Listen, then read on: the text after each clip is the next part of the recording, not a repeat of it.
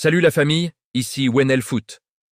Aujourd'hui, on entre dans un sujet délicat, un sujet sensible, un sujet qui fait parler partout mais que très peu osent réellement affronter avec honnêteté et lucidité. C'est un sujet qui touche directement à l'identité, à la fierté nationale, à l'amour du pays, mais aussi aux réalités parfois dures et brutales du football professionnel moderne. Une réalité que beaucoup préfèrent ignorer ou simplifier à l'extrême. La question est simple, en apparence, mais extrêmement complexe dans le fond. Pourquoi en 2025, alors que la diaspora haïtienne n'a jamais été aussi talentueuse, aussi visible, aussi présente dans les grands championnats du monde, autant de joueurs hésitent encore à rejoindre la sélection nationale haïtienne? Pourquoi ces jeunes joueurs que l'on voit évoluer en Ligue 1 française, en Bundesliga allemande, en Championship anglais, en Major League Soccer américaine, en Eredivisie néerlandaise ou encore dans les championnats scandinaves, finissent par dire « pas maintenant » ou parfois même par dire « non ». Pourquoi certains préfèrent attendre, temporiser, garder toutes les portes ouvertes, année après année, espérant peut-être un appel de la France, du Canada ou des États-Unis, plutôt que de s'engager clairement avec Haïti? Bienvenue dans cet épisode spécial de Wenel Foot. Un épisode que je voulais faire depuis très longtemps. Un épisode que j'ai hésité à enregistrer et à publier parce que je savais qu'il allait déranger, créer des débats passionnés, susciter des réactions fortes, parfois même de la colère. Mais à un moment donné, quand on aime vraiment son pays, quand on aime vraiment son football, il faut avoir le courage de dire la vérité, même quand elle ne plaît pas à tout le monde.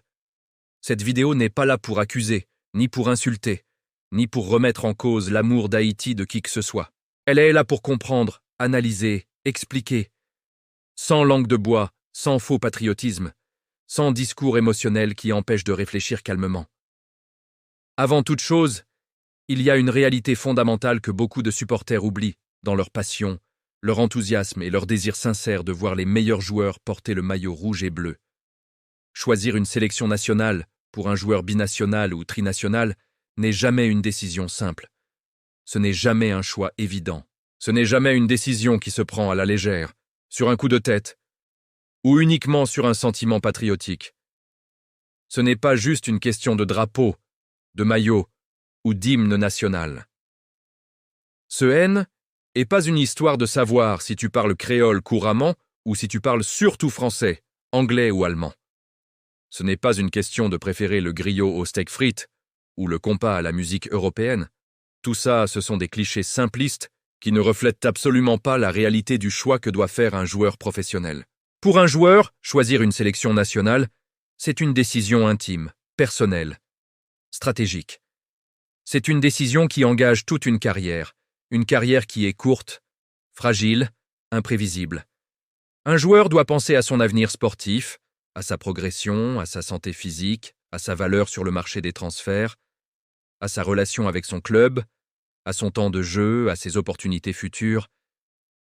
Et quand on parle d'Haïti, cette décision devient encore plus complexe, encore plus lourde à porter psychologiquement que pour beaucoup d'autres nations.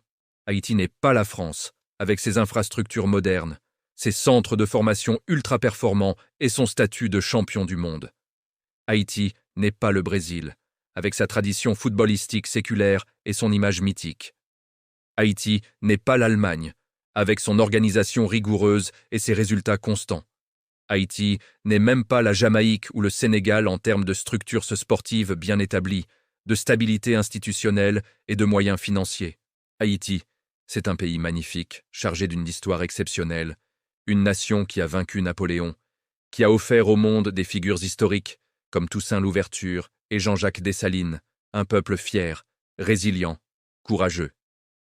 Mais Haïti, c'est aussi un pays qui traverse depuis des décennies des difficultés immenses, crises politiques répétées, insécurité persistante, infrastructures fragiles, pauvreté généralisée, catastrophes naturelles dévastatrices.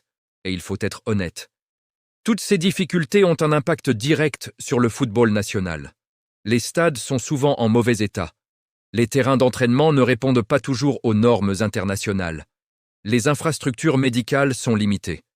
Les déplacements sont longs, compliqués et épuisants. La sécurité n'est pas toujours garantie. Et tout cela pèse lourdement dans la réflexion des joueurs de la diaspora. Le premier grand obstacle, celui dont on parle très peu publiquement, mais qui est central, c'est l'incertitude du système. Attention, pas l'incertitude du cœur, pas le doute sur l'amour du pays, mais l'incertitude organisationnelle, structurelle, institutionnelle. Les délais administratifs pour les changements de nationalité sportive peuvent être interminables. Les convocations peuvent changer à la dernière minute. Les stages de préparation sont parfois déplacés d'un pays à un autre faute de conditions adéquates. Les infrastructures d'entraînement sont limitées.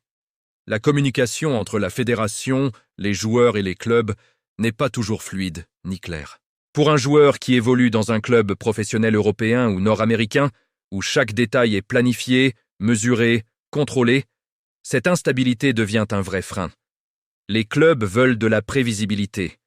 Ils veulent savoir exactement quand leur joueur partira en sélection, où il s'entraînera, dans quelles conditions médicales et physiques, quand il reviendra et dans quel état. Ils veulent éviter les risques inutiles de blessures, de fatigue excessive, de voyages épuisants avec multiples escales. Et malheureusement, Haïti ne peut pas toujours garantir toutes ces conditions. Cela crée des tensions avec les clubs, des refus de libération, parfois même quand le joueur est motivé et désireux de venir. Ce n'est pas toujours le joueur qui dit non. Parfois, ce sont les clubs qui ferment la porte. Mais il y a une autre dimension, encore plus profonde, encore plus délicate, dont on parle très rarement. La pression émotionnelle des supporters haïtiens. Cette passion est unique, intense, dévorante. Elle est magnifique quand tout va bien, mais elle peut devenir étouffante quand un joueur hésite ou tarde à prendre une décision. Dès qu'un joueur de la diaspora poste une simple photo sur Instagram, il reçoit une avalanche de messages. Vini jouer poupée IA, nous besoin ou, si ou pas Vini, ou pas vrai haïtienne. C'est de l'amour, oui, mais c'est aussi une pression énorme, culpabilisante, difficile à gérer mentalement. Surtout pour un jeune joueur qui essaie déjà de s'imposer dans un club exigeant. Cette pression peut créer un blocage, une peur de décevoir, une peur de mal faire, une peur d'être jugé sévèrement au moindre faux pas. À cela s'ajoute la peur du risque sportif. Jouer pour Haïti, c'est parfois jouer sur des terrains de qualité inférieure. Affronter des adversaires très physiques, voyager beaucoup, récupérer moins bien. Pour un joueur qui essaie de se faire une place en Europe, une blessure mal placée peut ruiner une saison, voire une carrière. Ce sont des réalités dures, mais réelles, et tant qu'on ne les acceptera pas, tant qu'on continuera à tout expliquer uniquement par un manque de patriotisme, on ne progressera pas. Mais attention, comprendre ces raisons ne veut pas dire les accepter comme une fatalité. Haïti a déjà montré qu'elle pouvait avancer, se structurer, surprendre. La qualification récente pour la Coupe du Monde l'a prouvé. Le travail collectif, l'organisation, la clarté du projet peuvent convaincre. Plus le projet sportif sera clair, stable, crédible, plus la diaspora répondra présente. Les joueurs veulent un projet sérieux, une vision à long terme, une communication transparente. Ils veulent sentir qu'ils rejoignent quelque chose de structuré, pas un projet improvisé. En conclusion, si tant de joueurs de la diaspora hésitent encore à jouer pour Haïti, ce n'est pas uniquement par manque d'amour ou de fierté nationale. C'est à cause d'un ensemble de facteurs complexes: organisation, stabilité, pression, carrière, sécurité, projection future. La solution ne viendra ni des insultes, ni de la culpabilisation, ni des discours émotionnels excessifs. Elle viendra du travail, de la structure, de la vision et de la patience. Et c'est exactement ce genre de discussion honnête que WNL Foot veut continuer à porter.